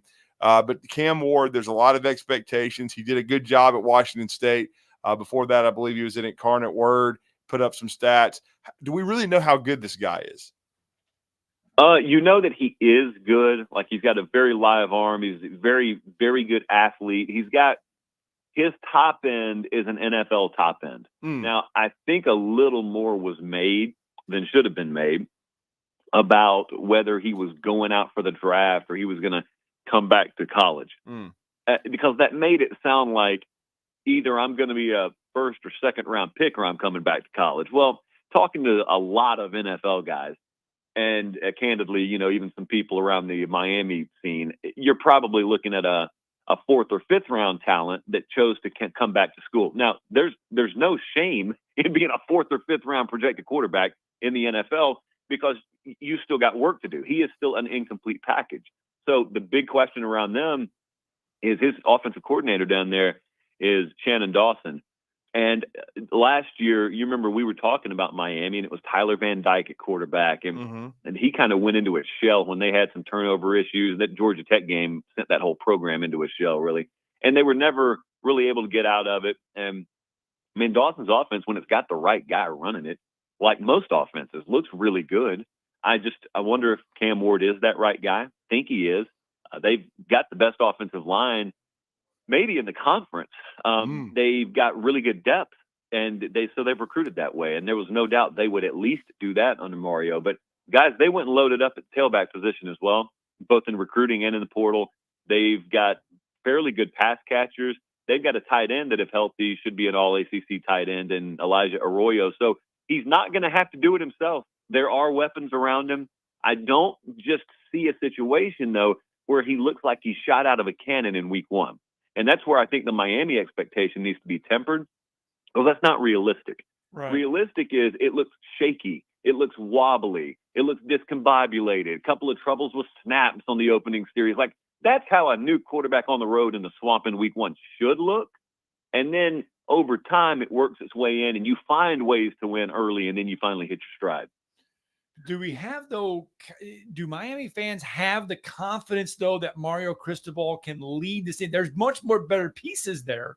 They've upgraded everything in a lot of areas, but is Mario Cristobal, do they have the faith that he is the guy that can lead them if they go on, if they drop this one, but like you said, go on a run and win the ACC? Some of them do, some of them don't. Neither of those things really matter. What matters is whether he actually can or actually can't. Yeah. And you know what I go back to? I go back to Michigan folks in 2020. Because if you polled Michigan folks in 2020 and 2021, vast majority of them, I mean, a super majority, to use a political term, would have voted no on Jim Harbaugh. And we can debate all day, and we can talk about documentaries all day as to why he got it turned around up there. But they got it turned around, and you had a lot of Michigan fans who either were unwilling to tell you the truth or who had to admit the truth that, yeah, I wanted him fired in 2020 and 2021. Now he beat Ohio State 3 times in a row. He won us a national title. I sure am glad that Ward Manuel and the administration didn't listen to me. Well, maybe that's the way it goes at Miami, or maybe the skeptics end up being right at Miami. But whatever the truth ends up being, as is usually the case in this sport, surrounding yourself by the right people, recruiting the right players is far more likely to make you look like a good coach than just you evolving yourself. Well, you certainly have surrounded yourself by the right people. It will be the Josh Pates College Football Show tonight, 7 Central, Nashville, Tennessee. And you can catch that on YouTube. It's going to be a great one. 2.5-point favorite for the Canes, Josh. Who do you like? I barely went with Miami. I have no feel on that one. I think it's a very low scoring game. I tell you, I hit that under fairly heavily at 54.5. So I am rooting for no points, and let's go Greg Maddux special. Just get out of there in 2.5 hours. Does Georgia cover against Clemson? I don't know. Look, I think Georgia wins the game. I'm not betting that one. I did take Clemson in the points. Just I had to turn in a pick on it. Yeah. That's the number 5 talent roster in the country, Clemson, versus number 2 in Georgia. And it boggles my mind that a 2-touchdown gap, at least perceptionally to odds makers, exists there. And I'm not saying they're wrong. My numbers indicate the exact same. If Clemson gets blown out after the pressure that's already on that program from last year, I got to see that happen. That is a proud program, still with some pretty good football players there. And I don't doubt Georgia for a second. I think they'll win the game. But man, if they if they have Georgia stretching on them, 17, 20-point win, buddy, that's soul-searching time again early in the season for Dabo. Well, safe travels to Gainesville. Congratulations on Josh Pate's College Football Show, and you can catch it tonight on CBS Sports and on YouTube. Thank you, sir. Appreciate it, guys. Thanks, Josh Pate, kind enough to join us. Let's get a break in, talk some Texas A&M. We're late to the party, but we'll talk some Texas A&M next. All right, we'll do.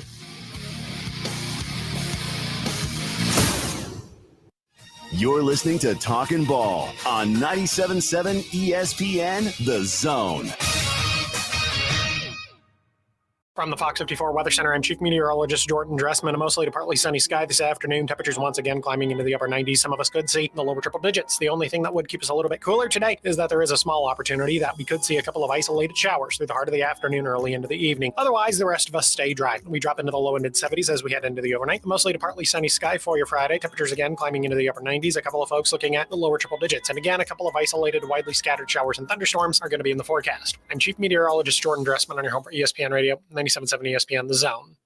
Had a wreck on the parkway at Bob Wallace, reported with injury. Another Little Lonis in James Street. At 72 in Snodgrass Road in Scottsboro, Cave Springs, and Skidmore in Morgan County. Had one 565 eastbound at County Line. I don't see a problem with traffic there. And Parkway northbound at Drake came in as a no injury. D&L Refrigeration repairs heating and air conditioning units for homes and businesses. D&L 256-652-1207. State license 08091. Captain Nick in the Valley Skywatch Traffic Center. This week on our high school streaming network, over the airwaves, the Buckhorn Bucks will be traveling to Athens to take on the Golden Eagles. Zone 2 and Zone 3 will square off at Bill Washington Stadium as Madison Academy plays host to Randolph. Zone 4 is the Sparkman Senators playing host to Hillcrest Tuscaloosa. Zone 5 features the Westminster Christian Academy Wildcats traveling to play Plainview. Plus, our game of the week from Joe Davis Stadium features the Bob Jones Patriots and the Lee Generals. If hunting and outdoor recreation are your passions, it all starts with the right property. That's where I come in. I am Bo Butler with Southland Realty and Auction, a hunting and recreational land specialist and a Jackson County native who sees land through a hunter's eyes. Just as you trust your guide on a big game hunt, you can trust me to find the perfect property for you. Thinking of selling? Let me help you make your land attract buyers. Remember, Bo knows land. Call me at 256-609-0512. Chapman Commercial Realty, your source for Alabama commercial real estate. Chapman Commercial Realty has the experience and expertise you're looking for when making commercial real estate decisions. If it's office space, retail space, investment property, or project development, Chapman Commercial Realty is your answer. Call Bill Chapman today at 256-656-8413. That's 256-656-8413. Or find them online at chapmancommercialrealty.com.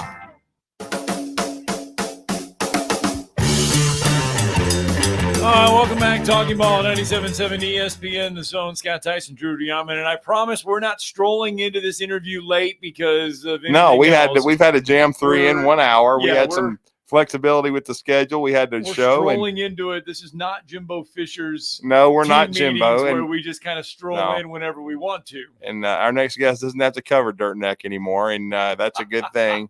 He's covering Mike Elko, who's going to do a great job, in my opinion, in College Station. But another slight correction in the programming because of all the college football action tonight. And you heard Josh Pate taking Colorado over North Dakota State. His show will actually be at 6 Central Time tonight. So his show will be an hour earlier than usual. But the Josh Pate College Football Show will be great. And our next guest does a great job for 24/7 Sports, also affiliated with CBS for Gig'em 247. He's been on with us a couple times. He's going to update us on the fall camp situation for Texas A&M. And Texas A&M is another school that's got a huge opener at home in College Station against Notre Dame. I'm rooting hard for the Aggies to get this done under Mike Elko in his first game against his old quarterback. And we're going to talk about that and more with Andrew Hattersley. Andrew, welcome back to Huntsville. You were Drew and Scott. Good morning.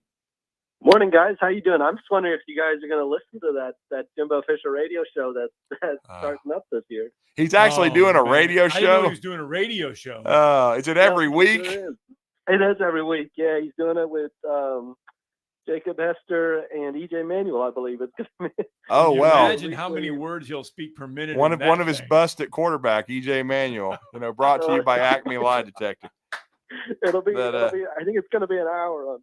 Wow. Hour. I'd love to see the ratings it gets in College Station. Huge. Yeah, that came out yesterday, I believe. So No, we brought up Texas A&M earlier because we read the Yeah. Athletic article about Mike Elko having to come in and basically lots of fixes culture wise. Yeah. Team meetings, players strolling in whenever they wanted, late or whatever, and just how far has Mike Elko come with this team in a short amount of time as they get ready for that big opener with Notre Dame? Yeah, a long way. I mean, just in you've heard it from a lot of the players too. Kind of when we were at SEC Media Days, a couple players mentioned that there was an adjustment period, to Mike Elko and the discipline aspect of it, and a couple players mentioned they actually had rewards for showing up on time for workouts and for team dinners and things like that, and losing teams had to do punishments. And it was just little things like that. And we asked them, well, when did everybody kind of get in line? They said by mid-spring, everybody was pretty much in line. And, they didn't have a single kid miss an off-season lift, which is pretty impressive. I'm sure there was a kid here or there that had a class or something like that. But for the most part, it's like that was one pretty eye-opening statistic. And then you look at just how healthy they are heading into the season. Obviously, the Ruben Owens injury is tough, but outside of Ruben Owens, like they really haven't had some of the fall camp injuries that they've had in past years, and they're pretty healthy heading into the year outside of that one injury. And so that just is, I think, is kind of a byproduct of being ready for fall camp, being physically ready in the weight room, and some of those discipline things have shown up. It was a quiet off season. It's been a fall camp where they've just been able to focus on stuff on the field and not have to worry so much about some of the off the field stuff. And so, to update us now, what does this mean for the running back room with Ruben Owens being lost? He was going to be a big part of things. What adjustments have they made throughout fall camp and now preparing for this opener in your mind against Notre Dame? Yeah, they were so balanced last year that they're probably okay having Amari Daniels and Le'Veon Moss there to kind of take the majority of the carries. Both those guys had over 95. All three running backs had over 95 carries last season. So, Amari Daniels at 105 and Le'Veon Moss looks like he's kind of ready to be the guy, maybe the lead back. It hurts you from a depth standpoint if there are any further injuries. They brought in E.J. Smith in the offseason from Stanford, but he's had trouble staying healthy as well over the course of his career. And so, you're down to really three running backs, and then Anthony Donata is a walk-on behind him. And so that's where I think the concern kind of runs, is if you have any more injuries during the course of the season, where do you kind of go from there? And they've bounced some ideas around in-house. I think they've got some guys on the roster that have played running back before. But I think that's really where the concern is. I think they'll be okay from a production standpoint. Obviously, it hurts to lose Ruben Owens. He was going to be he was a 5-star coming out of high school, was going to be a big part of this offense. And so to lose him from that standpoint was tough. But you have Amari Daniels, you have Le'Veon Moss there to kind of pick up the load. And then Connor Wigman, though, leading the way. Coming back from injury. Coming back from injury, but a lot of expectations on this quarterback. We've gotten to see him briefly last year, but still the expectations that we're talking about with him, almost as if he played a full season. Yeah, and I think what he's shown, if you go back and look at that Miami game, he actually played really well, even though they lost the game. The Ole Miss and LSU games his freshman year, he's shown kind of that ceiling. It's a higher ceiling than I think, honestly, you saw, and from any of the other quarterbacks that have played over the last couple of years, between Max Johnson and Haynes King and some of those guys. I think he just kind of can make some different throws, and this offense just looks different. The key is keeping him healthy and upright, and that goes to the offensive line as well. He was hit a lot during the early part of last year, and Mike Elko's talked about it, that offensive line has kind of heard the criticism. They know their play hasn't been up to the standards they would hope over the last couple of years. And so if they can keep Connor Wigman healthy and upright, I think he can be one of the better quarterbacks in the SEC. He's had 16 touchdowns and 2 interceptions over 9 starts. And so that very limited window, he's been really good, but they need some guys to step up around him. They need the offensive line to play well. And if they do that, I think he'll be just fine. Well, we've even heard buzz about his backup, who I think they're excited about. Yeah. Jalen Henderson and Marcel Reed were two that both saw playing time last year. I think Marcel Reed's particularly exciting. That's the one I've been hearing about. Yeah. Yeah. He came in during the bowl game. Jalen Henderson got hurt on the first series, and Marcel Reed really came out there and threw for 374 yards, completed 21 to 36 for 374 yards, and really looked good in the bowl game against Oklahoma State. And obviously they were down a bunch of guys, and it was not a complete roster by any point. And so I think they're really excited about him, and I think right now he's probably the guy that's emerged as that number 2. Mike Elko's talked about he's really liked what he and Jalen Henderson have done this fall camp, but I think Reed, you've got to like his growth. Let's talk about the game on Saturday. Yeah. Obviously, Mike Elko, very familiar with Riley Leonard. Riley Leonard, quarterback at Notre Dame. Notre Dame comes in. A lot of expectations there with the Irish as far as playoff contending type of teams. How do you see this matchup kind of playing out? Weaknesses and strengths for Texas A&M in this one?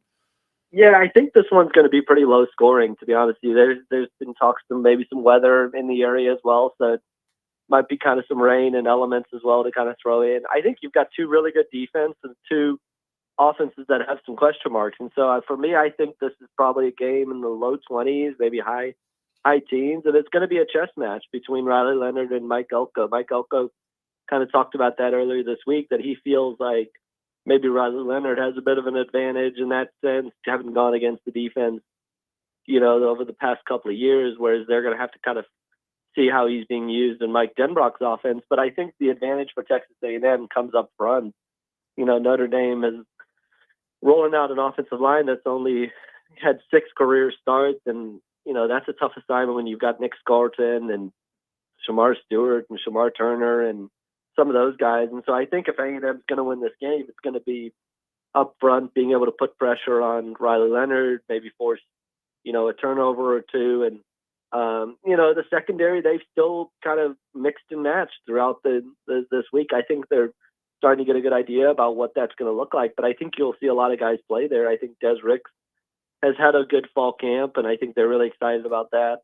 Tyreek Chappelle. And so I think defensively A&M is going to be pretty stout. Now offensively, I have questions about receiver until a guy kind of emerges there, and so I think both sides have questions, and that's why I see it being pretty low scoring. Yeah, and it would be a big win for Elko, I still say, because and for the SEC overall, because the rest of Notre Dame's schedule sets up pretty nice. I know they're not a member of the ACC, but the ACC sure as hell would probably like them to win the game, because they're probably going to have a rough first weekend. But in your mind, what if A&M is going to win this game? What do they need to do offensively and defensively to get it done? Because Elko's teams, I thought he did a great job at Duke. I thought they played with a lot of toughness and a lot of physicality and discipline. And I think, keeping the penalties down and, of course, winning that turnover battle are going to be big factors in this one in College Station. Yeah, I think if A&M can get off to a fast start, I think that'd be huge. I think they've done a pretty good job with Connor Wigman at center of protecting the ball. So I'm not as worried about that. If they can get the running game going and they can get off to a fast start, I think this game honestly plays into their hands. And I do see them winning on Saturday night. I think if you just look at the matchups, right, and you look at that defensive line against Notre Dame's offensive line, I think that's really where the game might be won. And will be one of the keys. If A&M can get Notre Dame into passing situations, obvious passing downs, I think they can cause a lot of problems, and that's ultimately what I think they do and get the job done. Well, and of course, this is for Elko. and this program. I think it would be, a cathartic win for them moving on to this new era. Which again, as I told you, Andrew, my whole time in Dallas, I know Texas was getting a lot of the everybody with the excitement, the electricity, but I just felt like, and I said it earlier on this show, that I think the Elko hire was an under the radar, really good one. It might not be as sexy as some others, but it's about fit at the school. And when Jimbo had his best success, Elko was there, and they needed what he brings to the table.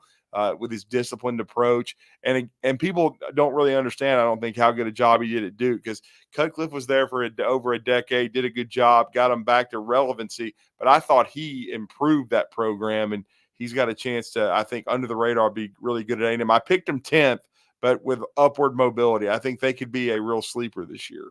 No question. I think you definitely saw a difference in the defense when Elko's there. Look, his MO is to kind of sell out on the first two downs to really stop the run and force you into some of those, obvious passes. So he disguises things really well. Right. And I think from a defensive standpoint, that's when you saw guys like Antonio Johnson, who's now in the NFL. That's when you saw him develop. You saw Buddy Johnson develop. You saw, Tyree Johnson develop into an NFL draft pick. I think that when you look at the defensive side of the ball and what he was able to do, I think Colin Klein was a really sneaky, underrated hire. I think he's exactly what Texas A&M kind of needed to continue to be able to run the ball. I think he's really creative. And you mentioned the opportunity. I mean, A&M's going to have, I think, over 100 recruits at this game. You talk about just if you win this game, what you're going to be able to do from, just being able to set this program kind of and make your first statement and make your first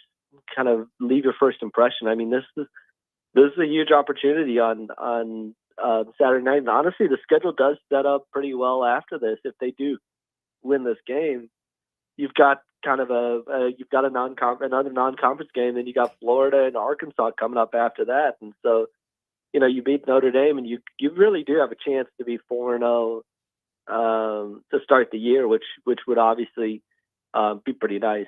Yeah, it really would. Well, I know you're going to be there on press row. It's going to be a huge game, 6:30, as the Aggies and College Station get the Mike Elko era off to hopefully a fast start against 1988, as I like to call them, Notre Dame. No love for me for the Irish, but certainly I hope the Aggies can get it done and get this W.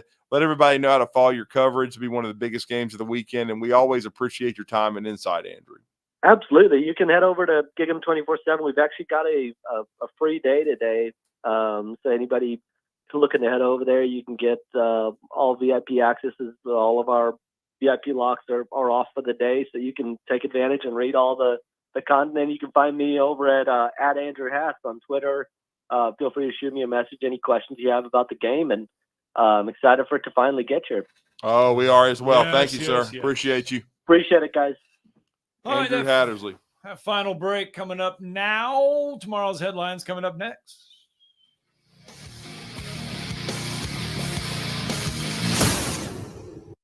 You're listening to Talkin' Ball on 97.7 ESPN, The Zone. Had several accidents working. Parkway northbound at Drake, Parkway southbound at Governors. That one at Governors or Bob Wallace should be about ready to clear. Had Little Lonis and James with an injury. That one should be about ready to go.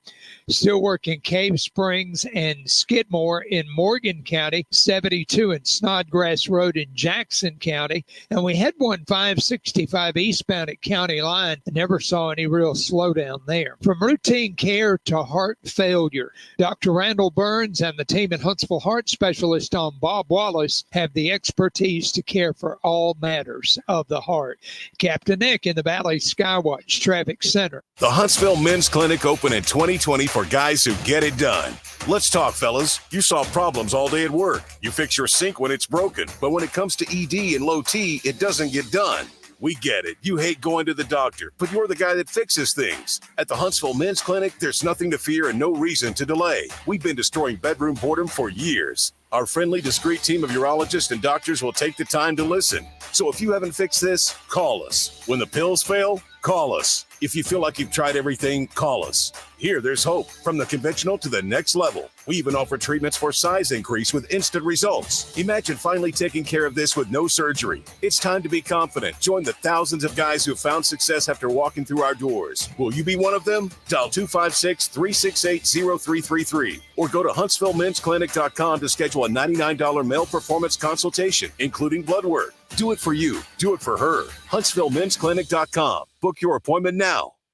Specializing in simple and affordable rentals, McCurry Van and Car Rental can make sure you have just the right vehicle for your next family vacation, weekend getaway, or if you just need transportation while your vehicle is being repaired. McCurry carries Ford Transit vans and Mercedes Sprinter vans, trucks and work vans, and more. And they offer discounted rental rates for long-term rentals. Now with 4 locations: Athens, Muscle Shoals, Coleman, and Huntsville. Log on McCurryRentals.com to make your reservation now. That's McCurryRentals.com. Ann Adams with Berkshire Hathaway Rise Real Estate is the one name to know if you're buying or selling real estate. With years of local experience, Ann Adams offers buyers in-depth knowledge of the local housing market and will narrow available properties down to those you'll be interested in so you can save time when shopping for your new home. If you're ready to sell, Ann offers a seamless process using accurate pricing and expert negotiation skills to make sure you get a fair price for your home. Call Ann Adams today at 256-337-2625 or log on bhhsriserealestate.com. When you call most roofing companies, all you'll hear is, you need a new roof. Not when you call Fleming. At Fleming Roofing and Restoration, we're focused on your needs, whether it's an easy repair or a full roof replacement. Folks around here have trusted Fleming since 1965 for all their residential and commercial roofing needs. And as the area's storm damage experts, Fleming knows all the ins and outs of the insurance claims process. Log on FlemingHSV.com to schedule your free estimate today. Fleming Roofing and Restoration. We show up.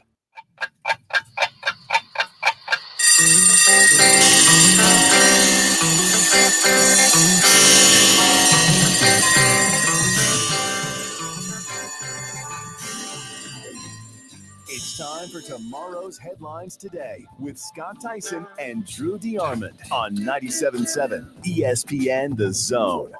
And Andrew was right. Yeah. Jimbo Fisher on Tuesdays at 2 o'clock. I'll be busy.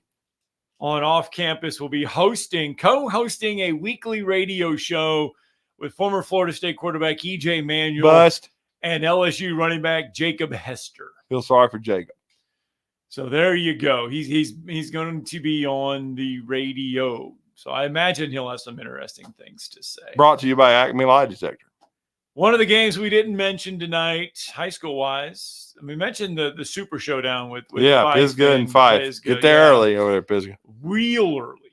Real early. Because that one, because I remember last year they met in the playoffs. They met in the playoffs to for the right to go to the championship game. Played in the regular season. It was the semifinals. Yep. Yeah. But it's Columbia and Huffman tonight as well. Yeah, and we'll see. I mean, that would be a huge one, a huge opportunity for Columbia and Coach Oss, and then the coaching staff over there to get the huge win. And Sean Watson is trying to turn that program around. And if they could get that win over Huffman, man, what a great shot in the arm it would be for Columbia Eagles football and for that community, for that school. I saw Coach Hatfield, the new basketball coach. Hayden Hatfield, he was over at Baumhauer's last night eating and shook his hand. And, of course, he spent the year at JP2 last year and now is taking over that Eagles program for Justin Johnson. So hopefully he can get the Eagles hoops turned around because at one time under Christopher Blanding, they were number 1 in 6A. So they've been to a Final Four under Jeff Cooper. So hopefully the Eagles athletics are going to start taking a turn here. And, yeah, great opportunity for Columbia against the Huffman Vikings. All right.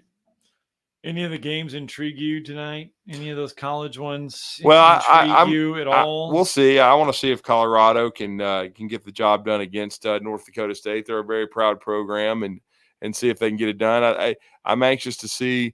I think we talked about it, but I think it's Friday though, right? Minnesota and North Carolina. That's tonight. It is tonight. I couldn't remember if it was Thursday or Friday. It's tonight, 7 o'clock on Fox. Yeah. Well, I mean, that's another one that intrigues me to see if the ACC can win a game. Yeah. You know, and again, at Minnesota, they've got some expectations to try to be a contender under the radar in the Big Ten. They went out and got themselves an FCS quarterback. Yeah, from New Hampshire. They have high expectations for the young guy. We'll see if he can make that transition. That's why we talked about Cam Ward, even though he has played a year in the Power. Well, it used to be Power 5. Now it's the Power 4. But Washington's, I guess in the great what the hell ever conference they're in. But I mean, but Washington? Yeah, Washington State. That's where Cam Ward was. He did a good job there last year.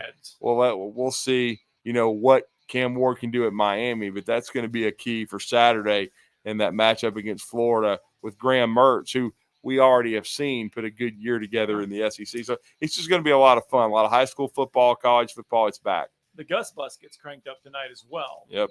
They're going to host KJ Jefferson. They host New Hampshire. They're a 40-point favorite against New Hampshire. Braves win again, 5-1. They're on fire. Yep. They Yep. got the Phillies now. Big series. Huge series. 4-game series, I believe, Huge series. Make or break for the Braves. to stay in this division race since they're down 5 games. All right, folks. We're back at it tomorrow. We're going to present a check today as well. We don't know for how much. We'll find out when we get there. But Tom Luganville here for my friends at Woody Anderson Ford. Bobby White and his team take great pride in their service department, and you can see it the moment you walk into those beautiful new service lanes. And just like a championship team, they all work together to make sure your experience is second to none, whether you drive a Ford or not. Also, check out the gold certified pre-owned inventory at Woody Anderson Ford for great deals every day. Stop by and see them at Jordan and Sparkman or at Woody Anderson of Madison on Hughes Road, or visit